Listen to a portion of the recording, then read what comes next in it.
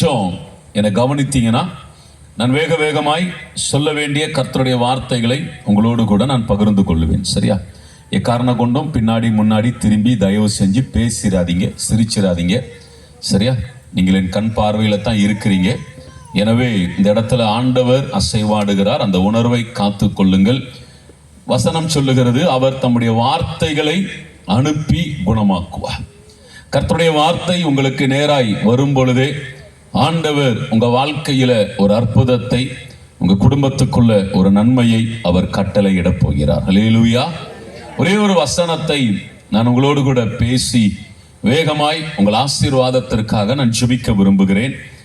யோவான் 14ஆம் அதிகாரம் 27ஆம் வசனம். யோவான் 14:27. சமாதானத்தை உங்களுக்கு வைத்து போகிறேன், என்னுடைய சமாதானத்தையே உங்களுக்கு கொடுக்கிறேன். உலகம் கொடுக்கிற பிரகாரம் நான் உங்களுக்கு கொடுக்கிறது இல்லை. உங்கள் இருதயம் கலங்காமலும் பயப்படாமலும் இருப்பதாக. அல்லேலூயா, அல்லேலூயா.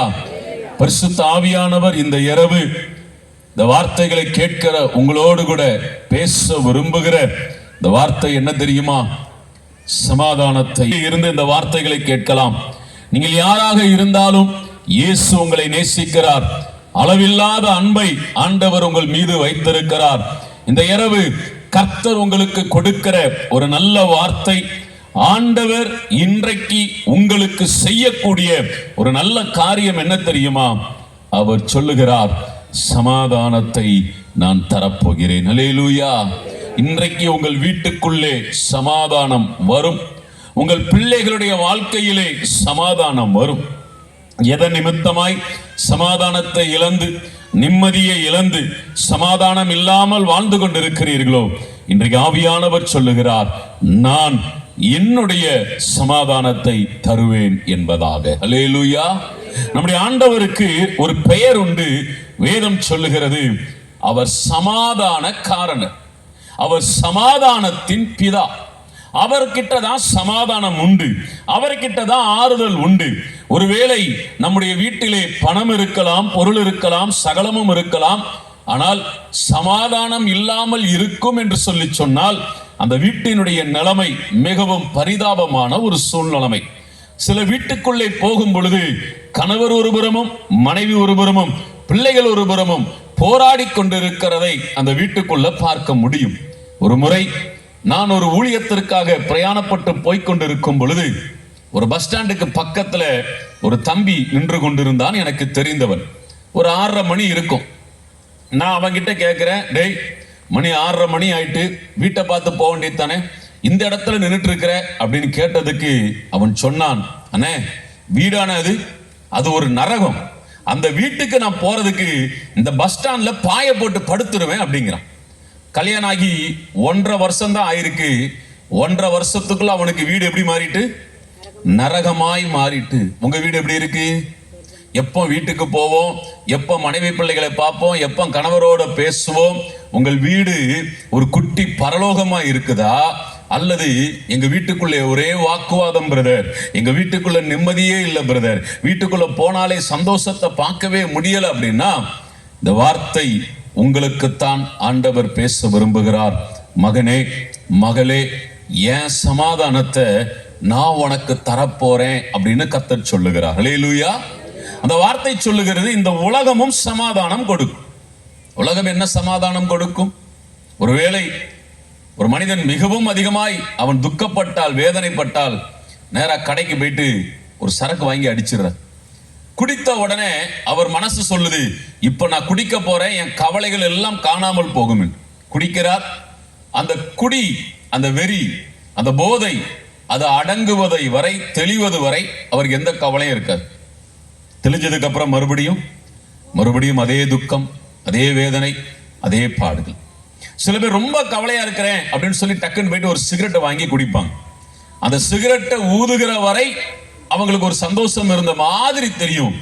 அதுக்கப்புறம் மறுபடியும் துக்கம், வேதனை. ஒருவேளை ஆண்டவருடைய பிள்ளைகள் நம்ம ரொம்ப கவலையா இருக்கு, கொஞ்ச நேரம் அந்த டிவியை போடு, அந்த டிவியில் ஏதாவது காமெடியா பார்ப்போம், அந்த மொபைல் எடு, எதையாவது வீடியோ பார்ப்போம், அப்படியாவது கொஞ்சம் மனசை ஆத்திக்குவோன்னு பார்க்கிறோம். இந்த உலகம் கொடுக்கக்கூடிய சமாதானம் அது நிரந்தரமானது அல்ல, அது தற்காலிகமானது, அது கொஞ்ச நிமிடமே, அது நிலைத்திருக்கக்கூடியது அல்ல.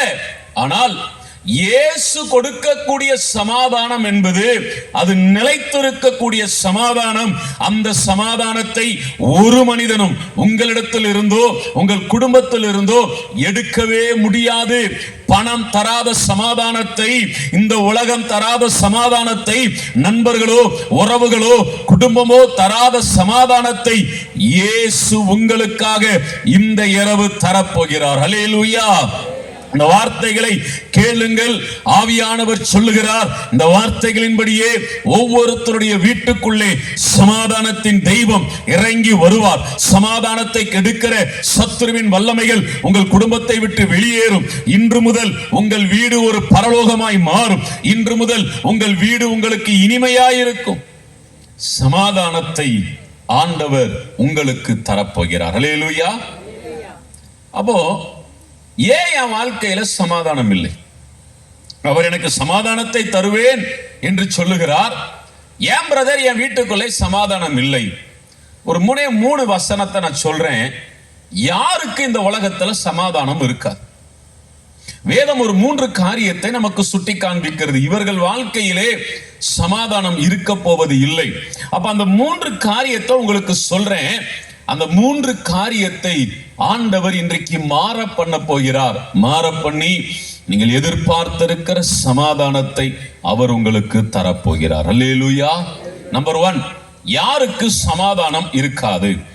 ஏசாயா 48 அதிகாரம் அதனுடைய 22 வசனம் இப்படி சொல்லுகிறது, துன்மார்க்கனுக்கு சமாதானம் இல்லை. யாருக்கு சமாதானம் இல்லை? பேசுங்களேன். யாருக்கு சமாதானம் இல்லை? துன்மார்க்கமாய் வாழக்கூடிய ஒரு மனிதன், கர்த்தருக்கு பிரியமில்லாத காரியங்களை செய்யக்கூடியவர்கள், அவர்கள் வாழ்க்கையில என்ன இருக்காதா? சமாதானம் இருக்காது. அப்ப இன்னைக்கு உங்க வாழ்க்கையிலே சமாதானம் வரணும் அப்படின்னா, உங்க இருதயத்திற்குள்ளே சமாதானம் வரணும் அப்படின்னா, எனக்காக சிலுவையில் இயேசு சிந்தின அந்த இரத்தத்திலே நான் கழுவப்பட வேண்டும். எனக்குள்ளே பாவம் இருக்கும் வரை, எனக்குள்ளே அசுத்தங்கள் அருவருப்புகள் இருக்கும் வரை, தேவனை துக்கப்படுத்தக்கூடிய காரியங்கள் எனக்குள்ளே இருக்கும் வரை என் வாழ்க்கையிலே நான் சமாதானத்தை பார்க்க முடியாது. அந்த அசுத்தமோ அருவருப்போ பாவமோ அந்த சிற்றின்பமோ அதை செய்கின்ற நேரம் வரை எனக்கு ஒரு சமாதானத்தை கொடுக்கும். அது முடிந்தபின் மறுபடியும் துக்கம், மறுபடியும் வேதனை, மறுபடியும் கண்ணீர், சமாதானமற்ற சூழ்நிலை. இன்றைக்கு உங்கள் வாழ்க்கையிலே சமாதானம் பாதிக்கப்படுகிறது என்றால், சகோதரனே சகோதரியே, ஆண்டவரை துக்கப்படுத்தக்கூடிய காரியம் ஏதாவது உங்க இருதயத்துக்குள்ள இருக்கா? உங்க வாழ்க்கையில இருக்குதா? கொஞ்சம் உங்களை நீங்களே ஒரு கேள்வி கேளுங்களேன். பிரதர், ஆண்டவர் துக்கப்படுத்தக்கூடிய காரியம் அப்படிலாம் என்கிட்ட ஒண்ணுமே இல்லை, இருக்குதா இல்லையா? மாம்சத்தின் கிரியைகள் வெளியரங்கமாய் இருக்கின்றன. அவையாவன விபச்சாரம், வேசித்தனம், அசுத்தம், காமவிகாரம், இச்சை. ஆண்டவரை துக்கப்படுத்தக்கூடிய காரியத்தை பவுல் பட்டியலிடுகிறார். அதுல விபச்சாரம் வருகிறது, வேசித்தனம் வருகிறது, அசுத்தம் வருகிறது, காம விகாரம் வருகிறது, இச்சைகள் வருகிறது. ஒருவேளை நான் சொல்லலாம், பிரதர், எனக்குள்ளே விபச்சாரம் இல்லை, எனக்குள்ளே வேசித்தனம் இல்லை, எனக்குள்ளே அசுத்தம் இல்லை, எனக்குள்ளே காம விகாரங்கள் இல்லை. ஓகே, எழுத்தின்படி நமக்குள்ள இல்லை. ஆனா அந்த வசனத்தை நான் கொஞ்சம் உங்களுக்கு நான் புரிய வைக்கிறேனே. நீங்களும் நானும் வாழ்ந்து கொண்டிருக்கக்கூடிய உடன்படிக்கை புதிய உடன்படிக்கையிலே நம்ம வாழ்ந்து கொண்டு இருக்கிறோம்.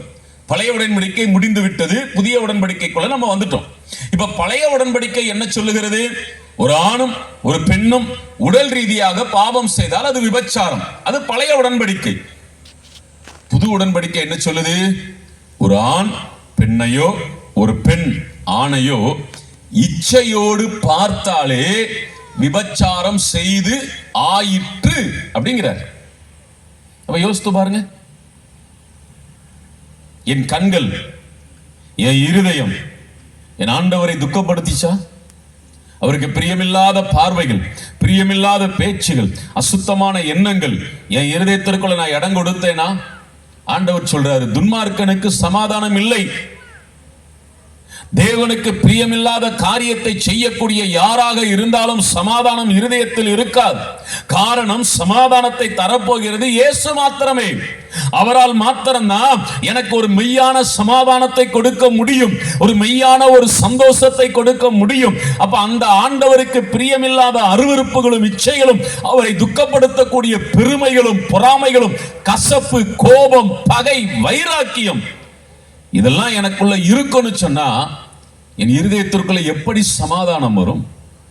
இந்த இரவு இந்த வார்த்தையை கேட்கிற உங்கள் இருதயத்திற்குள்ள ஒருவேளை இந்த அசுத்தங்கள், இச்சைகள், அருவருப்புகள் இருக்குன்னு சொன்னா இன்றைக்கு ஆண்டவருடைய சமூகத்துல உங்களை விட்டுக் கொடுங்க. ஒருவேளை பகை, விரோதம், வைராக்கியம், கோபம், பிரிவினை இருக்குதா? பிரதர், எனக்கு யார் மேலையும் கோபமே இல்லை, யார் மேலையும் எனக்கு கசப்பே இல்லை, என் வீட்டுக்குள்ள, சபைக்குள்ள, பக்கத்துல, வேலை பார்க்கிற இடத்துல எல்லார்கிட்டையும் நான் அன்பா தான் இருக்கிறேன் சொல்ல முடியுமா? சில பேருடைய மூஞ்ச பார்த்தாலே நமக்கு எரிச்சலா வருதுல. செத்தாலும் அவ வீட்டுக்கு என்ன பண்ண மாட்டேன், போக மாட்டேங்கிறியல. இங்க வந்து நல்லா கையை தட்டுறோம், பாடுறோம். உங்களுக்கு ஒன்று சொல்லட்டா? பகையோட, கோபத்தோட, கசப்போட இந்த உலகத்தில் கண்ணை மூடினால், கண்ணை திறக்கும் பொழுது பத்திரமா நரகத்துல இருப்போம், பரலோகத்துல போக முடியாது. பகை, விரோதம், வைராக்கியம், கசப்பு, இந்த இருதயம் இருக்கிறவங்களை ஆண்டவர் பரலோகத்துக்கு சேர்க்கவே மாட்டார்.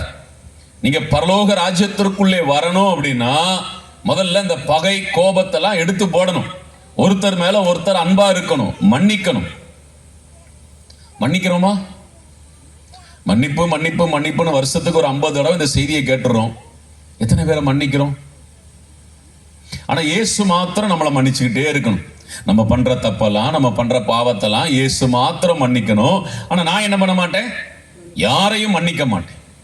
தயவு செஞ்சு இன்னைக்கு நான் அன்பா சொல்றேன், குடும்பத்திற்குள்ளே அன்பா இருங்க. ஒருவருக்கு ஒருவர் இந்த கடிச்சு பட்சித்து, மாமியாரை பார்த்தா மருமகளுக்கு கோபம், மருமகளை பார்த்தா மாமியாருக்கு எரிச்சல், இதெல்லாம் நம்ம வீட்டுக்குள்ள என்ன பண்ணக்கூடாது. அப்படி ஒரு வீடு இருந்தா அந்த வீடு சமாதானமா இருக்குமா? நீங்க சொல்றீங்க எங்க வீடு சமாதானமா இருக்குங்கிறீங்க. வீட்டுக்குள்ள போன உடனே மருமகளை பார்த்தோன்னா அப்படி மாமியாருக்கு அப்படி டென்ஷன் ஏறும், மாமியாரை பார்த்தோன்னா மருமகளுக்கு பிபி ஏறும். ஏறிச்சுன்னா அந்த வீட்டுக்குள்ள சமாதானமா இருக்கும்? ஹலோ, இருக்கிறீங்களா? ஒரு இடத்துல ஒரு ஒர்னஸ், அப்படி 2 பேர் ஒரு மனமா இருக்கிறாங்கன்னா அந்த இடத்துல யாரு இருப்பா தெரியுமா? இயேசு இருப்பா. ஒரு இடத்துல பிரிஞ்சு போய் கிடக்குறாங்க, சண்டை போட்டுக்கிட்டே கிடக்குறாங்கன்னா அந்த இடத்துக்குள்ள யார் இருப்பா? பிசாசு. அப்போ உங்க வீட்டுக்குள்ள யார் இருக்கிறா? நான் சொல்லலாமா? என்கிட்ட சண்டைக்கு வர புரியும். உங்க வீட்டுக்குள்ள யார் இருக்கிறா? அப்ப பிசாச வீட்டுக்குள்ள வச்சுக்கிட்டு சமாதானத்தை எப்படி எதிர்பார்க்க முடியும்? ஏன் பிசாசு என் வீட்டுக்குள்ள வரான்? கர்த்தருக்கு பிரியமில்லாத காரியத்தை நான் செய்கிறேன், ஆண்டவரை துக்கப்படுத்துகிற காரியங்களுக்கு நான் இடம் கொடுக்கிறேன். யோசித்து பாருங்களேன். ஒரு முறை ஒரு வீட்டுக்கு நான் ஜெபிக்க போயிருந்தோம், நானும் என்னுடைய மனைவி. அப்போ ப்ரேயர்லாம் முடிஞ்சு ஈவினிங் ஆயிட்டு, ஒரு 7 மணி ஆயிட்டு, 7:30 இருக்கும். அப்போ அந்த பிரதர் சொன்னாப்புல, வீட்டில் சாப்பிட்டு போயிருங்கன்னாப்ல. நானும் ஓகே, வெளியே ஹோட்டலில் சாப்பிட்ற செலவு மிச்சம், சரி நான் சாப்பிட்டு போயிடுறேன்ட்டேன். உடனே அந்த வீட்டு மருமகள் வேக வேகமாக தோசை சுட்டு கொண்டு வந்தாப்புல, தோசையும் தேங்காய் சட்னி. அந்த தோசை நல்லா மெல்லிசா தான் இருந்துச்சு. கொண்டு வந்தாப்புல சாப்பிடும் பொழுது என் மனைவி அவ சும்மா இல்லாமல் என்ன பண்ணிட்டா, அப்படி பிச்சு சாப்பிட்டுட்டு அவங்கள பார்த்து, சிஸ்டர் தோசை ரொம்ப நல்லா இருக்கு, நல்லா சுட்டுருக்கிறீங்க, சட்னி டேஸ்டா இருக்குன்னு ஒரு வார்த்தை சொல்லிட்டா. சொன்ன உடனே மருமகளுக்கு அப்படியே முகம் ஒரு சின்ன மலர்ச்சி. பரவாயில்ல, நம்ம சுட்டு கொடுத்த தோசையே இந்த அம்மா என்ன பண்ணிட்டாப்ல பாராட்டினாங்களேன்னு ஒரு சின்ன ஒரு சந்தோஷம். பக்கத்திலேயே ஒருத்தங்க உட்கார்ந்து இருக்கிறாங்க. யாரு? உங்களுக்கு எப்படி தெரியும்? அதான் பிரதர், எங்க வீட்டுக்குள்ளே நடக்குதுங்கிறீங்களா? அந்த அம்மாவுக்கு என்ன பண்ண முடியல, பொறுக்க முடியல. பிரதர், இவளுக்கு தோசை மட்டும் தான் பிரதர் சுட தெரியும், வேற ஒன்னும் செய்ய தெரியாது அப்படின்ட்டாங்க. இந்த மருமகளுடைய இருதயம் அப்படியே வாடிட்டு, நான் ஹோட்டலுக்காக வந்திருக்கிறேன், இல்லை பொண்ணு பார்க்க வந்தனா? பொண்ணுக்கு வேற என்ன செய்யுமான்னு கேட்கறதுக்கு ஏத்துக்க மனம் இல்லை. இதுவே மகளை பாராட்டி இருந்தா, ஐயோ என் பொண்ணு பிரதர் சூப்பரா போடுவா, நீங்க வேணா இருங்களேன், இன்னைக்கு நைட்டு உங்களுக்கு பிரியாணி எல்லாம் செஞ்சு கொடுப்பா அப்படின்றாங்க. ஏத்துக்கிற இருதயம் இல்ல. மருமகள் அப்படின்னா இன்னொரு மகள் அப்படின்னு அர்த்தம், மாமியார்னா இன்னொரு அம்மான்னு அர்த்தம். இதை மருமகளாலும் ஏற்றுக்கொள்ள முடியல, மாமியாராலும் ஏற்றுக்கொள்ள முடியல. பகை, கோபம், விரோதம், வைராக்கியம், கசப்பு. ஆண்டவர் சொல்றாரு, இதெல்லாம் நீ வைத்துக் கொண்டிருந்தால் நான் எப்படி உன்னை ஆசீர்வதிக்க முடியும்? ஆண்டவரே உங்களை ஆசீர்வதிக்கணும்னு நினைச்சாலும் நீங்க தடை பண்றீங்க. உங்கள் இருதயம் தேவனுக்கு முன்பதாக செம்மையா இல்லை. சகோதரனே, சகோதரியே, கர்த்தருக்கு பிரியமில்லாத காரியங்கள் ஒருவேளை உங்கள் இருதயத்திற்குள்ள இருக்கும் என்றால், தயவு செய்து கர்த்தருடைய ஊழியக்காரனா கேட்கிறேன், அதை நீ எடுத்து போட்டு. அவர் சிலுவையில் சிந்தின ரத்தம் உங்கள் பாவத்தை மன்னிக்கும். ஆண்டவரே, என் பாவத்தை மன்னிங்க, என் சுத்தத்தை மன்னிங்க, என் அருவருப்பை மன்னிங்க. உமக்கு பிரியமில்லாமல் எனக்குள்ள இருக்கக்கூடிய மாம்சத்தின் கிரியைகளை எடுத்து போடுங்க. ஆண்டவரே, நீங்க என்னை பார்க்கும் பொழுது நீதிமானாய் பார்க்கணும். நான் துன்மார்க்கனாய் இருக்க விரும்பல. வெளியே ஒரு வேஷம், வீட்டுக்குள்ள ஒரு வேஷம், வீட்டுக்குள்ள ஒரு வேஷம், ஆலயத்துல ஒரு வேஷம், இப்படி 2 கட்டா வாழ்க்கை வாழ நான் விரும்பல. உமக்காக ஒரே ஒரு வாழ்க்கை நான் வாழணும். உங்க ரத்தத்தினால என்னை கழுவும் என்று கேட்பீர்கள் என்றால், இயேசுவின் ரத்தம் உங்கள் பாவங்களை கழுவி உங்களை சுத்தப்படுத்தும். உங்கள் வாழ்க்கையிலே சமாதானத்தை கர்த்தர் தருவார். அல்லேலூயா. துன்மார்க்கனுக்கு சமாதானம் இல்லை. இரண்டாவது பாருங்களேன், யாருக்கு சமாதானம் இல்லை? மார்க்கு 5ஆம் அதிகாரம் 34ஆம் வசனத்தை நாம் வாசிப்போம் என்றால், அவர் அவளை பார்த்து, மகளே, உன் விசுவாசம் உன்னை ரட்சித்தது, நீ சமாதானத்தோட போய் உன் வேதனை நீங்கி சுகமாய் இரு என்றார். இங்கே ஒரு பெண் தன் சரீரத்திலே வியாதியோடு இயேசு கிறிஸ்துவை தேடி வருகிறாள். இயேசு அந்த மகளுக்கு சுகத்தை கொடுக்கிறார். சுகத்தை கொடுத்து ஒரு வார்த்தை சொல்லி அனுப்புகிறார், சமாதானத்தோட போ அப்படிங்கிறார். அப்ப அந்த பெண் அந்த கூட்டத்திற்கு வரும் பொழுது எது இல்லாம வந்தாங்க தெரியுமா? சமாதானம் இல்லாமல் வந்தாள். கவனிங்க, முதல்ல பாவம் ஒரு மனிதனுடைய சமாதானத்தை கெடுத்து விடும். இரண்டாவது, வியாதி ஒரு வீட்டுக்குள்ள இருக்கிற சமாதானத்தை அழிச்சு. கவனிங்க, உங்க வீட்டுக்குள்ள யாராவது ஒருத்தர் வியாதியோடு இருப்பாங்கன்னா உங்களால சமாதானமா இருக்க முடியுமா? உங்க பிள்ளைகள் சப்போஸ் வியாதிப்பட்டு படுக்கையில இருக்கிறாங்க, வீட்டுல ஒரு பெரியவங்க வியாதிப்பட்டு படுக்கையில இருக்கிறாங்கன்னா, என்னால அந்த வீட்டுக்குள்ள சமாதானமா இருக்க முடியுமா? பண்ண முடியாது. ஒரு நல்ல காரியம் பண்ண முடியாது. ஒரு வீட்டுக்குள்ள ஒரு ஃபங்க்ஷன் ஒண்ணும் பண்ண முடியாது. வீடே, சில வீட்டுக்குள்ள நான் செபிக்க போகும் பொழுது பார்த்தா அந்த வீடே ஒரு குட்டி மெடிக்கல் ஷாப் மாதிரி இருக்கும். வீடு எப்படி இருக்கும்? ஆமா, அப்படி உள்ள நுழைஞ்சா எல்லா மாத்திரை மருந்துகள் அவ்வளவு வரிசை அடுக்கி வச்சிருப்பாங்க. வர்ற சம்பாத்தியத்தை எல்லாம் கொண்டு போய் எங்க தான் போடுறது? கொண்டு போய் நேரா ஹாஸ்பிட்டலுக்கு தான் கொடுக்கிறது. அப்புறம் எப்படி அந்த வீட்டுக்குள்ளே சமாதானம் இருக்கும்? ஒரு தேவ பிள்ளையின் சரீரத்தில், ஒரு தேவ பிள்ளையினுடைய வீட்டுக்குள்ள இருக்கக்கூடிய வியாதி சமாதானத்தை கெடுத்து. இன்னைக்கு வியாதியோடு வந்திருக்கிறீங்களா? சரீரத்தில் பலகீனத்தோடு வந்திருக்கிறீங்களா? மாசம் ஹாஸ்பிட்டலுக்கு போயிட்டு ட்ரீட்மெண்ட் எடுத்துக்கொண்டே இருக்கிறீங்களா? இந்த கட்டிகள் மறையாதுன்னு டாக்டர் சொல்லிட்டாங்களா? இந்த காரியத்துல கர்ப்பப்பையில பிரச்சனை இருக்குன்னு சொல்லிட்டாங்களா? நான் உங்களுக்கு ஒரு நல்ல செய்தியை சொல்றேன். பரிகாரியான இயேசு இந்த இடத்துல அசைவாடி கொண்டிருக்கிறார். அல்லேலூயா. உங்கள் சரீரத்தில் இருக்கிற வியாதிகளை எடுத்து போடுவார். உங்கள் சரீரத்தில் இருக்கிற பலகீனங்களை மாற பண்ணுவார். உங்கள் சரீரத்தின் அவயவங்களை கர்த்தர் தொடுவார். புதிய சரீரத்தின் உறுப்புகளை இயேசு தருவார். கட்டிகளை மறைய பண்ணுவார். வியாதிகளை எடுத்து போடுவார். சமாதானமற்ற நிலைமையில இருக்கிற உங்க வாழ்க்கையிலே இந்த இரவு கர்த்தர் ஒரு சமாதானத்தை தருவார். அல்லேலூயா. வேதம் சொல்லுகிறது, ஒரு மனிதனுடைய வியாதி சமாதானத்தை கெடுத்து போடுது. அதனாலதான் மத்தேயு 8:17 இப்படி சொல்லுகிறது, இயேசு தாமே நம்முடைய பலவீனங்களை ஏற்றுக்கொண்டு நம்முடைய நோய்களை சுமந்தார். 1 பேதுரு 2:24 சொல்லுகிறது, அவருடைய தழும்புகளால் நாம் குணமாகிறோம். உங்களுக்காக எனக்காக இயேசு சிலுவையில் அடிக்கப்பட்டார். எத்தனை பேர் நம்புறீங்க? அவங்க மட்டும் கை தூக்குங்க பார்க்கலாம். பிரதர், என் வியாதியை இயேசு ஏற்றுக்கொண்டார் பிரதர். உண்மையாவா? உண்மையா நம்புறீங்களா? அப்புறம் எதுக்கு இயேசு கிட்ட வந்து கேள்வி கேட்க மாட்டேங்கிறீங்க? ஏன் எனக்கு வியாதி கொடுத்தீங்க? நீங்க தான் என் வியாதியெல்லாம் ஏத்துக்கிட்டீங்களே, ஏன் கேட்க மாட்டேங்கிறோம்? ஏன் தெரியுமா?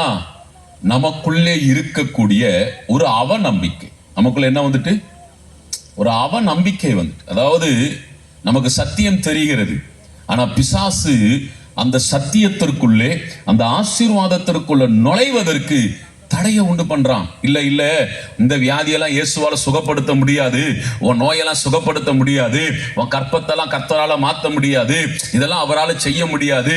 இப்படி உங்கள் காதுகளில் பேசி பேசி ஒரு 4 பேரை அனுப்பி அவன் 4 வார்த்தை சொல்லி கடைசியில் நான் இயேசுவை மட்டுப்படுத்தி விடுகிறேன். இயேசுவால இவ்வளவுதான் செய்ய முடியும், இதெல்லாம் செய்ய முடியாதுன்னு மட்டுப்படுத்திடுறேன். ஆனால் நாம் ஆராதிக்கிற தெய்வம், இந்த இடத்துல உலாவிக் கொண்டிருக்கிற இயேசு, அவர் ஜீவனுள்ள ஒரு தெய்வம். அல்லேலூயா. மரித்தேன், ஆனாலும் இதோ சதா காலங்களிலும் நான் உயிரோடு கூட இருக்கிறேன் என்று சொன்னவர், அந்த உயிர் தெழுதலின் வல்லமை இன்றைக்கு இந்த மைதானத்திற்குள்ளே அசைவாடி கொண்டிருக்கிறது. நான் கர்த்தருடைய ஊழியக்காரனா சொல்றேன், அவருடைய தழும்புள்ள கரம் உங்களை தொடும். உங்கள் சரீரத்தில் இருக்கிற வியாதிகள், பலவீனங்களை என் இயேசு இந்த இரவு மாற்றுவார். அல்லேலூயா. இந்த வியாதியால, பலவீனத்தாலே நீங்கள் சமாதானத்தை இழந்து போய் உள்ள வந்திருப்பீங்கன்னா, இன்னைக்கு ஆண்டவர் உங்களுக்கு ஒரு புதிய சரீரத்தை தரப்போகிறார். புதிய சரீரத்தின் அவயவங்களை உங்களுக்கு கொடுக்க போகிறேன். நான் செய்ய வேண்டியது என்ன தெரியுமா? ஆண்டவரே, நான் உங்களை விசுவாசிக்கிறேன். அல்லேலூயா.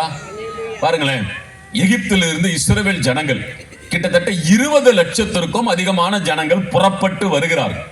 இந்த 20 லட்சம் ஜனங்களை பார்த்து ஆண்டவர் ஒரு வார்த்தை சொல்லுகிறார், நானே உன் பரிகாரியாகிய கர்த்தர். எத்தனை பேரை பார்த்து சொன்னார்? அவர் தாயா என் பரம வைத்தியர், உன் வியாதிக்கான பரிகாரி நானேன்னு சொல்றாரே. இது யாரோ குறிக்கப்பட்டவர்களுக்கு அல்ல. அங்கே அந்த வார்த்தையை கேட்ட 20 லட்சத்திற்கும் மேற்பட்ட ஜனத்திற்கும் சொந்தமான ஒரு வார்த்தை. வேதம் சொல்லுகிறது, 40 ஆண்டுகள் வனாந்தரத்தில் நடந்து வருகிறார்கள். அவர்களில் வியாதிப்பட்டவன் ஒருவனும் இல்லை, அவர்களில் பலவீனப்பட்டவன் ஒருவரும் இல்லை. காரணம், அவர்கள் நம்பினது நானே உன் பரிகாரி என்று கர்த்தர் சொன்ன ஒரு வார்த்தையை. சகோதரனே, சகோதரியே, இன்று மாத்திரம் கர்த்தர் சொன்ன வார்த்தையை நீங்க நம்புவீர்கள் என்றால், என் வியாதிக்காகத்தான், என்னுடைய நோய்களுக்காகத்தான் இயேசு சிலுவையிலே ரத்தம் சிந்தினார். அவருடைய தழும்புள்ள கரம் என் வியாதியை சுகமாக்கும் என்று நீங்கள் நம்பினால், இந்த இரவு ஆண்டவர் உங்களுக்கு ஒரு அற்புதம் செய்வார். செயல்படாத சரீரத்தின் அவயவங்கள் செயல்படும், கட்டிகள் மறையும், மருத்துவர்கள் சொன்ன காரியத்தை கர்த்தர் மாற பண்ணுவார். இயற்கைக்கு மேற்பட்ட சுகமளிக்கிற கர்த்தருடைய வல்லமை இந்த இரவு உங்களை தொட்டு உங்கள் வாழ்க்கையிலே ஒரு சுகத்தை கொடுக்கும். அல்லேலூயா, அல்லேலூயா. ஒரு மனிதனுடைய வாழ்க்கையில இருக்கிற வியாதி சமாதானத்தை கெடுத்துவிடும். ஒரு முறை ஒரு வீட்டிற்கு நான் செபிக்க போயிருந்தேன். அந்த வீட்டுக்குள்ள நான் நுழையும் பொழுது ஆவியானவர் சொன்னார், நிபச்சொல்லை அகற்றுவேன் அப்படின்னு ஒரு வார்த்தை சொன்னார். ஏன் இந்த வார்த்தை எனக்கு தெரியல. இந்த வீட்டுக்குள்ள போறேன், எல்லாருமே டல்லா உட்கார்ந்து இருக்கிறாங்க. ஒரு 7-8 பேர் இந்த வீட்டுக்குள்ள இருப்பாங்க. ஒவ்வொருத்தருக்காய் ஜெபிக்கிறேன். எல்லாம் பிரேயர் முடிச்சுட்டு கடைசியில் ஒரு சகோதரி ஜெபிக்க வந்தாங்க. அவங்க தலையில கையை வைத்து ஜெபிக்கும் பொழுது ஆவியானவர் சொன்னார், நிபச்சொல்லை அகற்றுவேன். எனக்கு தெரியல. உடனே, சிஸ்டர், உங்க மேல இருக்கிற நிபச்சொல்லை, உங்க மேல இருக்கிற ஒரு பழி சொல்ல கர்த்தர் எடுத்து போடுகிறார், நீங்க கலங்காதீங்க அப்படின்னு சொல்லிட்டு வந்துட்டேன். ஒரு சில மாதங்கள் கழித்தது, அந்த வீட்டிலிருந்து எனக்கு போன் வந்து, அந்த அண்ணன் அடிச்சாரு. கடைசியா தலையில கையை வச்சு ஜோம் பண்ணது அவங்களுடைய மருமகள். அவர் சொல்றாரு, பிரதர், கல்யாணம் ஆகி இத்தனை வருஷத்துல என் மருமகள் கன்சீவ் ஆகாமே இருந்தாங்க. பயங்கரமான ஒரு பழிச்சொல், நிபச்சொல், வெளியே போனா அப்படியே அவமான, நிந்தை, சமாதானமே இல்லாமல் இருந்துச்சு. ஆனா அன்னைக்கு நீங்க ஜெபிக்க வரும் பொழுது நிபச்சொல்லை அகற்றுவேன் அப்படின்னு ஆண்டவர் சொல்றாருன்னு சொன்னீங்க. இப்ப என்னுடைய மகள் கன்சீவா இருக்கிறாங்க பிரதர் அப்படின்னு சொன்னாங்க. ஹல்லேலூயா. அதுக்கப்புறம் அவங்களுக்கு குழந்தை பிறந்தது. அந்த குழந்தையினுடைய அந்த பிறந்தநாள் ஃபங்க்ஷன்ல போய் செய்தி கொடுப்பதற்கும் கர்த்தர் என்னை அழைத்திருந்தார். கொஞ்சம் கவனிங்க, இயேசுவை விசுவாசித்தால் முடியாதவைகளையும் அவர் முடிய பண்ணுவார். அல்லேலூயா, அல்லேலூயா. இன்றைக்கு உங்கள் வாழ்க்கையில அப்படி ஒரு அற்புதத்தை கர்த்தர் செய்ய போகிறார். ஆமென்.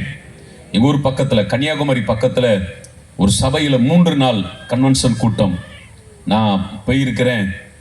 முதல் நாள் மீட்டிங் முடிஞ்சு வியாதி உள்ளவங்களாம் வாங்க, உங்களுக்காக நான் ஜெபிக்க போறேன். ஒரு சகோதரிக்கு ஜெபித்தேன். யாருக்கெல்லாம் ஆண்டவர் அற்புதம் செய்தாரோ அவங்களாம் வேகமா மேலே வாங்க அப்படிங்கும் பொழுது அந்த சகோதரி வேகமாய் ஓடி வந்து, அந்த பெண் எங்கே உட்கார்ந்து இருந்தாங்க அப்படின்னா பாஸ்டர் அம்மாவுக்கு பக்கத்துல உட்கார்ந்து இருக்கிறாங்க. அந்த சகோதரி வரும்பொழுதே கழுத்துல இவ்வளவு பெரிய ஒரு கட்டியோட வந்திருக்கிறாங்க. வந்து உட்கார்ந்து பாஸ்டர் மட்டும் அழுதுகிட்டே சொல்லியிருக்கிறாங்க, பாருங்கம்மா எனக்கு இவ்வளவு பெரிய கட்டி வந்திருக்கு அப்படின்னு. உடனே அந்த பாஸ்டர் அம்மா சொல்றாங்க, சரி கவலைப்படாத, நம்ம திங்கட்கிழமை எங்க போவோம், ஹாஸ்பிட்டலுக்கு நான் உன்னை கூட்டிட்டு போறேன், பயப்படாத, ஒன்னும் ஆகாது அப்படின்னு சொல்லி ஆறுதல் படுத்தி இருக்கிறேன். இந்த கடைசி ஜெப நேரத்துல நீங்க கையை வச்சு ஜெபம் பண்ணுங்க, ஆண்டவர் உங்களுக்கு அற்புதம் தருவார்னு சொல்லும் பொழுது அந்த சகோதரியும் அந்த கட்டி இருக்கிற இடத்துல கையை வைத்து ஜெபித்து இருக்கிறாங்க. நொடி பொழுதிலே கர்த்தர் அந்த கட்டியை மறைய பண்ணி விட்டார். அல்லேலூயா. ஒரு பெரிய ஒரு ஆபரேஷனோ இல்ல போயிட்டு ஒரு அதிகமான லட்சக்கணக்கான செலவோ இல்லை. அவங்க சொல்றாங்க, அழுதுகிட்டே அப்படியே படன்னு சொல்றாங்க. அதுக்கப்புறம் அந்த காரியத்தை அந்த போதகருடைய மனைவியினிடத்துல கேட்டு தெரிந்து கொண்டேன். ஆமா பிரதர், என் காமிச்சாங்க, இவ்வளவு பெருசா இருக்கு. நான் கூட சொன்னேன், திங்கட்கிழமை நான் உங்களை கூட்டிட்டு போறேன்னு சொன்னேன். ஆனால் இந்த ஜெப நேரத்திலே கர்த்தர் அற்புதம் செய்து விட்டார். அல்லேலூயா. சமாதானம் இல்லாமல் வந்த அந்த பெண்ணுக்கு அந்த இரவு கர்த்தர் சமாதானத்தை கொடுத்தார். இந்த இரவும் கர்த்தர் உங்களுக்கும் ஒரு சமாதானத்தை தரப்போகிறார். உங்கள் சரீரத்தில் இருக்கிற வியாதிகள், உங்கள் சரீரத்தில் இருக்கிற பலகீனங்கள், கட்டிகளை இந்த இரவு கர்த்தர் மறைய பண்ண போகிறார். அல்லேலூயா. அப்ப இரண்டாவது, வியாதி சமாதானத்தை கெடுக்கும். மூன்றாவது பாருங்களேன், யாருக்கு சமாதானம் இருக்காது? நீதிமொழிகள் 10ஆம் அதிகாரம் அதனுடைய 15ஆம் வசனம். நீதிமொழிகள் 10:15 இப்படி சொல்லுகிறது, ஏழைகளின் வறுமையோ அவர்களை கலங்க பண்ணும். மூணாவது, யாருக்கு சமாதானம் இருக்காது தெரியுமா? ஒரு மனிதனுடைய வீட்டிலே இருக்கக்கூடிய வறுமை, தரித்திரம், பண கஷ்டம் சமாதானத்தை கெடுத்துரும். ஒருவேளை உங்க வீட்டுக்குள்ள பணம் அதிகமா இருக்கு, சிலருடைய வீட்டுக்குள்ள பணம் பற்றாக்குறையா இருக்குன்னு வைங்களேன். ஒரு தேவை வரும் பொழுது, ஒரு ஸ்கூல் ஃபீஸ் கட்டணும்னு வரும் பொழுது, ஒரு நெருக்கம் வரும் பொழுது அந்த வீடு சமாதானத்தை இழந்து தவிக்க ஆரம்பிக்கும். ஒருவேளை என் அன்பு சகோதரனை சகோதரியே, வறுமைக்கு மத்தியில, கடன் பிரச்சனைக்கு மத்தியில, தேவைக்கு மத்தியில நெருக்கத்தோடு உள்ள வந்து உட்கார்ந்து இருக்கிறீங்களா? உங்க வாழ்க்கையிலே நீங்கள் சமாதானத்தை இழந்து இன்னைக்கு தவித்து கொண்டு இருக்கிறீங்களா? இன்னைக்கு கர்த்தர் செய்யக்கூடிய ஒரு காரியம், சமாதானத்தை உங்களுக்கு தரப்போகிறார். அல்லேலூயா. எப்படி அவர் சமாதானத்தை தருவார்? பாவத்து நிமித்தமாய் நான் சமாதானத்தை இழக்கிறேன், என் பாவத்தை எடுத்து போட்டு சமாதானத்தை தருகிறார். வியாதி நிமித்தமாய் நான் சமாதானத்தை இழக்கிறேன், என் வியாதியை சுகமாக்கி கர்த்தர். 9ஆம் வசனம் இப்படி சொல்லுகிறது, நம்முடைய கர்த்தராகிய இயேசு கிறிஸ்துவின் கிருபையை அறிந்திருக்கிறீர்களே, அவர் ஐஸ்வர்யம் உள்ளவராய் இருந்தும் நீங்கள் அவருடைய தரித்திரத்தினாலே ஐஸ்வர்யவான்கள் ஆகும்படிக்கு உங்கள் நிமித்தம் தரித்திரரானார். கவனிங்க, சிலுவையில இயேசு என் பாவத்தை சுமந்து பாவத்திற்கு பரிகாரம் செலுத்தினார். என் வியாதிகளை ஏற்றுக்கொண்டு அந்த வியாதிகளுக்கு பரிகாரம் செலுத்தினார். அது மாத்திரமல்ல, என் தரித்திரத்தை, என் பண கஷ்டத்தை அவர் ஏற்றுக்கொண்டு என்னை அந்த தரித்திரத்திலிருந்து விடுதலையாக்கும்படிக்கு அவர் தரித்திரராக்கப்பட்டார். நீங்கள் நம்பினால், விசுவாசித்தால், இன்றைக்கு உங்க வீட்டுக்குள்ள இருக்கிற எல்லா வறுமைகளையும் கர்த்தர் மாற பண்ணுவார். அல்லேலூயா. வறுமைகள் மாறும், பண கஷ்டங்கள் மாறும், அற்புதங்களும் அடையாளங்களும் நடக்கும். ஆமென். அல்லேலூயா. எனக்கு கவனிங்க, எனக்கு ஊர் வந்து நாலுமாவடி. 1984ஆம் ஆண்டு நாலுமாவடியில் நான் பிறந்தேன். பிறந்தது நாலுமாவடி. கிட்டத்தட்ட நான் 10th வரைக்கும் 99ஆம் ஆண்டு 1999ஆம் ஆண்டு வரை நான் படித்தது, வளர்ந்தது எல்லாமே சென்னையில தான். ஊர் நாலுமாவடி சொந்த ஊர். படித்து வளர்ந்தது எல்லாமே சென்னையில அம்பத்தூர் அப்படிங்கிற ஒரு இடம் இருக்கிறது. அந்த அம்பத்தூர்ல தான் நான் வந்து 10th வரைக்கும் படித்தேன். இன்னைக்கு காலையில கூட அந்த அம்பத்தூருக்கு தான் நான் போயிட்டு வந்திருந்தேன். கிட்டத்தட்ட 1999ஆம் வருடம் வரை நான் அங்கே இருந்தேன்.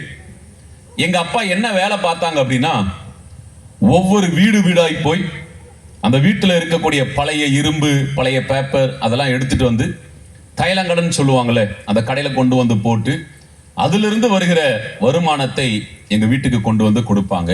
இதான் எங்க அப்பா பார்த்த ஒரு பிசினஸ் தொழில். எங்க அப்பா பயங்கரமான ஒரு குடிகாரர். குடி அப்படின்னா சாதாரண குடியில ரொம்ப குடிப்பாங்க எங்க அப்பா. எங்க வீட்டுக்கு பக்கத்துல ஏரி, அந்த ஏரியில எங்க அப்பா சாராயம் காய்க்க போவாங்க. சாராயத்தை காய்ச்சிட்டு திருப்பி வீட்டுக்கு வரும் பொழுது நல்லா ஃபுல்லா சாராயத்தை குடிச்சிட்டு வருவாங்க. வீட்டுக்கு வந்தா எங்க அம்மாவை போட்டு அடி அடின்னு அடிப்பாங்க.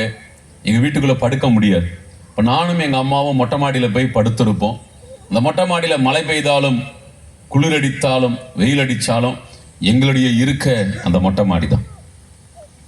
எங்கள் வீட்டுக்குள்ள சமாதானம் இல்லை, நிம்மதி இல்லை, சந்தோஷம் இல்லை, பொருளாதார ஆசீர்வாதம் எதுவுமே எங்க வீட்டுக்குள்ள கிடையாது. டெய்லியும் காலையில கதவை திறந்தால் எங்க வீட்டுல கடன்காரர்கள் வந்து நிற்பாங்க. பேசக்கூடாத கேட்கக்கூடாத வார்த்தைகள் அவர்கள் வாயிலிருந்து வரும். மருந்துக்கு கூட ஒருத்தரும் எங்களை அப்படி கனமாய், ஓ இவங்களா, இவங்க நல்லவங்க அப்படிலாம் யாருமே எங்களை பார்க்கல. எல்லாருடைய பார்வையும் அற்பமாய் எங்களை அப்படி கீழே போட்டு மிதிக்கிற அந்த மாதிரி தான் அத்தனை பேருடைய பார்வையும் எங்கள் மீது இருந்தது. நாங்க இருந்தது ஒரு காம்பவுண்ட் வீட்டுக்குள்ள இருந்தோம். அதுல 6 வீடு. நாங்க மட்டும்தான் கிறிஸ்தவர்கள், மீதி எல்லாருமே இந்து சகோதர சகோதரிகள். இப்ப அவங்களுக்கு ஒரு பண்டிகை வரும் பொழுது, அவங்களுக்கு ஒரு விசேஷம் வரும் பொழுது, தம்பி எங்க வீட்டுக்கு சாப்பிட வாடா அப்படின்னு கூப்பிட வருவாங்க. அவங்க வீட்டுக்குள்ள இருந்து எதையாவது பண்டங்கள் செஞ்சா கொண்டு வந்து கொடுப்பாங்க. அப்பந்தான் என்னால நல்ல சாப்பாடு சாப்பிட முடியும். எங்கள் வீட்டில் பெரும்பாலும் சுடுகஞ்சும் துவையலும் தான் எங்க அம்மா அரைச்சு வைப்பாங்க. சாப்பாட்டுக்கு வழி கிடையாது. கல்யாண வீட்டுக்கு போகணும். கல்யாண வீட்டில் போய் பலமுறை எனக்கு ஞாபகம் இருக்கு, பிரியாணியில கையை வைக்கையும் எங்க அப்பா அங்க குடிச்சிட்டு சண்டை போடுவாங்க. எங்க அம்மா வந்து வேகமா இழுத்துக்கிட்டு என்னை கூட்டிட்டு போயிடுவாங்க. நள்ளிரவு 12 மணி 1 மணி எங்க அப்பா வீட்டுக்கு வரமாட்டாங்க. நானே எங்க அம்மாவை எந்திரிச்சு உள்ள போவோம். அம்பத்தூர்ல ரயில்வே ஸ்டேஷன் பக்கத்துல போய் எங்க கிடக்குறாங்கன்னு தேடி கண்டுபிடிச்சு தோல்ல கையை போட்டு தூக்கிட்டு வந்து வீட்டுல போடணும்.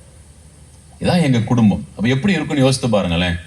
வீட்டுக்குள்ள பண கஷ்டம், வீட்டுக்குள்ள வறுமை, நிம்மதி இல்லை, சுத்தமா கனம் கிடையாது, எல்லாராலும் அற்பமா எண்ணப்பட்ட ஒரு சூழ்நிலைமை. சரி, என் பிள்ளையாவது நல்லா படிச்சிருவான், எப்படியாவது படிச்சு பாஸ் ஆயிடுவான் அப்படின்னு சொல்லி எங்க அம்மா என்ன கஷ்டப்பட்டு பாரத் மெட்ரிகுலேஷன் ஸ்கூல் அப்படின்னு அம்பத்தூர்ல ஒரு ஸ்கூல் உண்டு, அங்க கொண்டு போய் என்ன சேர்த்தாங்க. அங்க இருக்கிற அந்த கரஸ்பாண்டன்ட்ட பேசி நான் எப்படியாவது மொத்த ஸ்கூல் ஃபீஸை மாசமா கொடுத்துட்றேன், என் பையன் படிக்கட்டும்னு சொல்லி சேர்த்தாங்க. ஆனா நானும் குடும்பத்தின் கஷ்டத்தை புரிஞ்சுக்கல, நானும் சரியா படிக்கல. 9th முடிச்சு 10th போறேன். 10th போகும் பொழுது எனக்கு எடுத்து கொடுத்த ஸ்கூல் யூனிஃபார்ம் கிழிஞ்சு போயிட்டு, உடனே ஒரு 400 ரூபா 300 ரூபா கொடுத்து ஒரு புதுசா ஒரு யூனிஃபார்ம் எடுத்து கொடுக்கறதுக்கு எங்க வீட்டுல காசு கிடையாது. பழைய ஃபேண்ட் பிட்டு கிடந்துச்சு, மெரூன் கலர் ஃபேண்ட் பிட்டு. எங்க அம்மா அதை எடுத்து கையை வச்சு அப்படி கத்திரிக்கோலை கட் பண்ணி ஃபேண்ட்டுக்கு வெளியே வெள்ளை கலர் நூலை வச்சு தச்சு கொடுத்துட்டாங்க.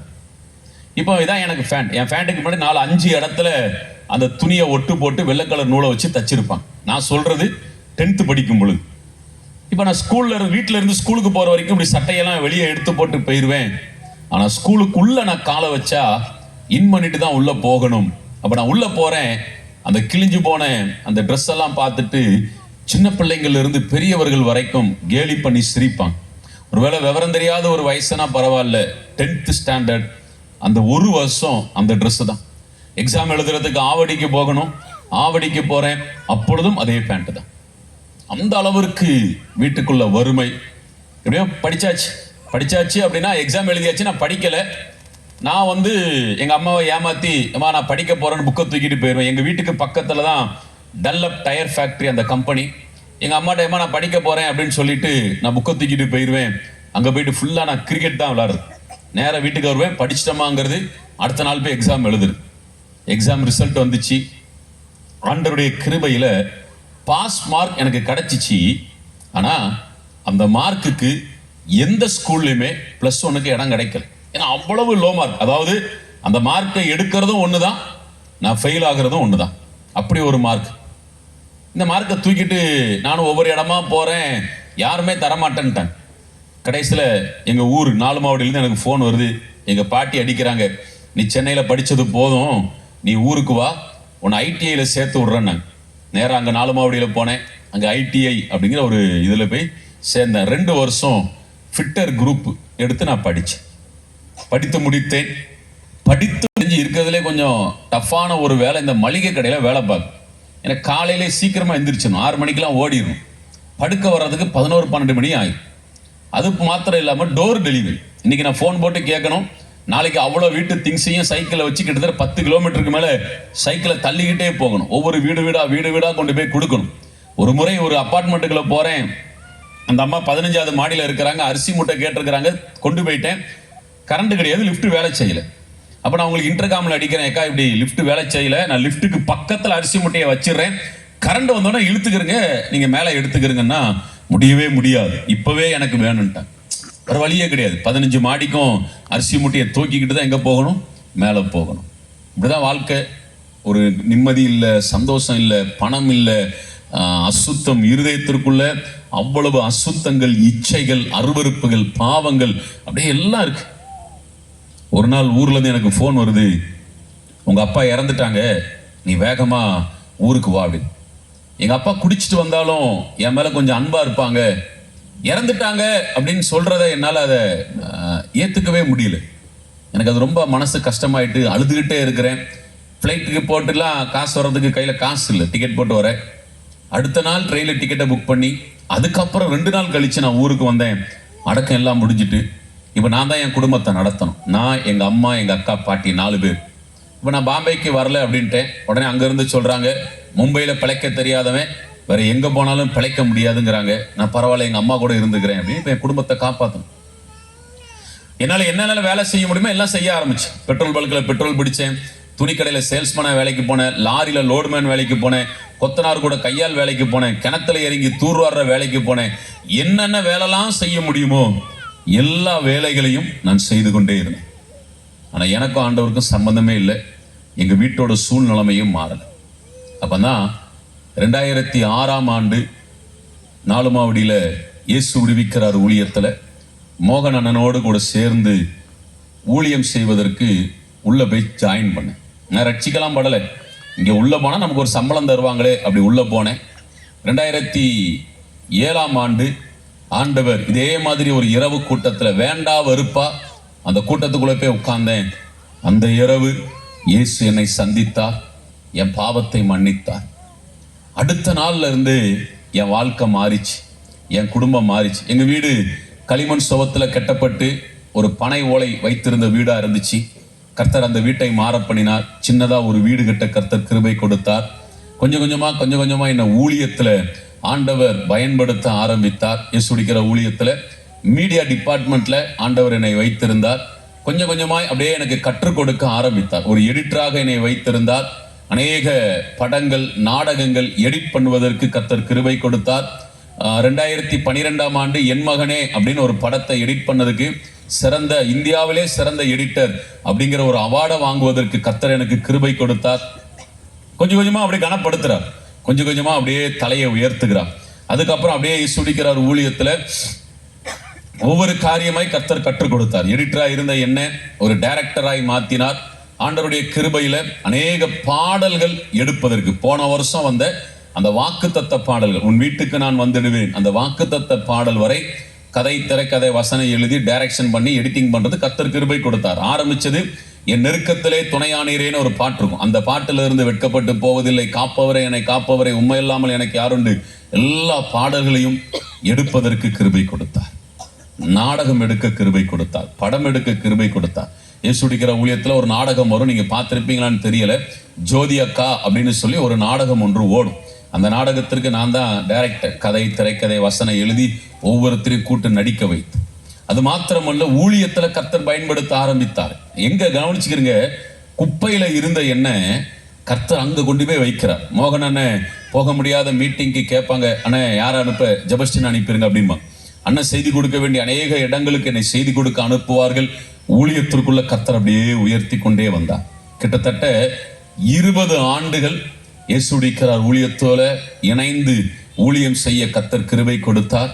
அதுக்கப்புறம் ஆண்டவர் சில காரியங்களை பேசி, நான் உன்னை தனியாக பயன்படுத்தணும், நீ வெளியே வா அப்படின்னு ஆண்டவர் சொன்னதுனால அப்போ நேராக அதே போய் அண்ணன் போய் சொன்னேன், ஆனால் ஆண்டவர் இப்படி சொல்கிறாங்க, நீ வெளியே வா, பயன்படுத்துவேன்னு, நான் ஜெபிச்சுட்டு உனக்கு சொல்கிறேன் அப்படின்னாங்க. அப்புறம் அண்ணன் போய் ஜோம் பண்ணிட்டு வந்துட்டு, நான் அழைத்த ஊழியத்திற்காக அவனை பிரித்து விடுன்னு ஆண்டவர் சொல்லிட்டாருன்னு எனக்கு ஜோம் பண்ணி பிரதிஷ்டை செய்து அனுப்பினார்கள். ஊர் நாளுமாவடி அங்கே இருந்து அபிஷேகிக்கப்பட்ட ரதங்கள் என்கிற ஒரு ஊழியத்தை செய்வதற்கு கர்த்தர் எனக்கு கிருபை கொடுத்திருக்கிறார். அல்லேலூயா. என் கடந்த கால வாழ்க்கையை நான் பலமுறை திரும்பி பார்ப்பேன். என்கிட்ட பேசுறதுக்கு ஆள் இருக்காது. ஒரு நல்ல சாப்பாடு சாப்பிடணும்னு ஆசைப்படுவேன், சாப்பாடு இருக்காது. நிறைய பேர் நல்ல ட்ரெஸ்ஸை போட்டுட்டு போகும்போது எனக்கு ஒரு ஆசை இருக்கும், ஒரு நல்ல ட்ரெஸ்ஸை நான் போட முடியாதான்னு இருக்கும். நல்ல ட்ரெஸ்ஸை போட முடியாது. மற்றவர்கள் வாழ்கிற சாதாரண வாழ்க்கையை கூட என்னால் வாழ முடியாதுங்க. ஆனால் அப்படிப்பட்ட எண்ணெய், பாவத்தில் அசுத்தத்தில் இருந்த எண்ணெய் இயேசு தேடி வந்தார், என்னை ரட்சித்தார், என் பாவத்தை மன்னித்தார், என் சரீரத்தில் இருந்த பலகீனத்தை மாற்றினார். என் வீடு தரித்திரத்தில் இருந்துச்சு.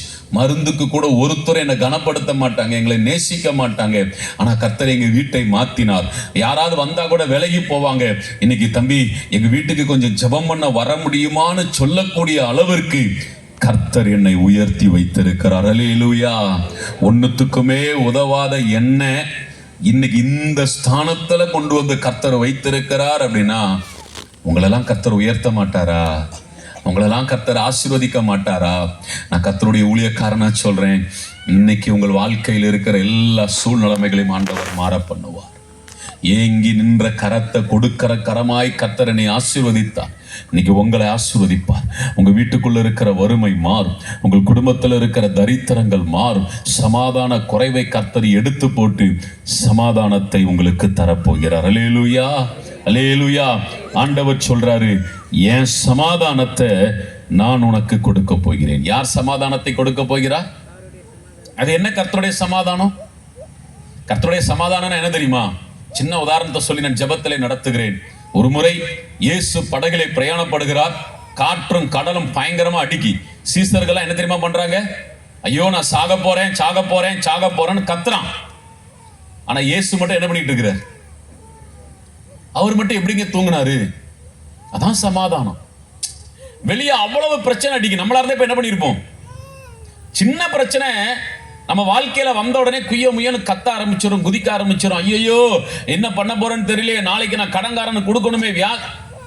இயேசுவை பாருங்க, கடல் கொந்தளிக்கு, காற்று அப்படி அடிக்கி. ஆனா அவர் என்ன தெரியுமா பண்ணிட்டு இருக்கிறார்? நீ பாட்டுக்குன்னு கத்து, நான் பாட்டுக்குன்னு தூங்க போறேன்னா.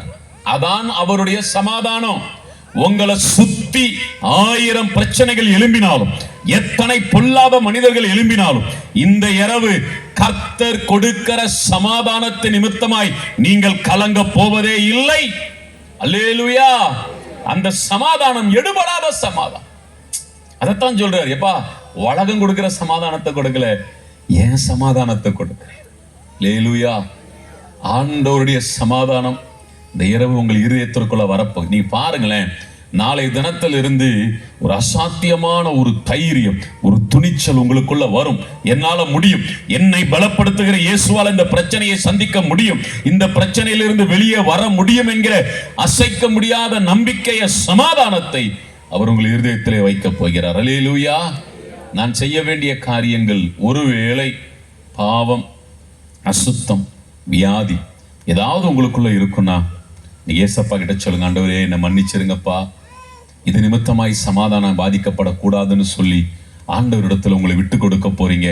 இயேசு உங்கள் பாவத்தை மன்னிக்க போகிறார். இயேசு உங்கள் வியாதிகளை சுகமாக்க போகிறார். இயேசு உங்கள் தரித்திரத்தை நீக்கி அவர் நீங்கள் எதிர்பார்த்திருக்கிற சமாதானத்தை கொடுக்க போகிறார். செபிக்கும்படி எல்லாரும் எளிமையாக நிற்கலாமா?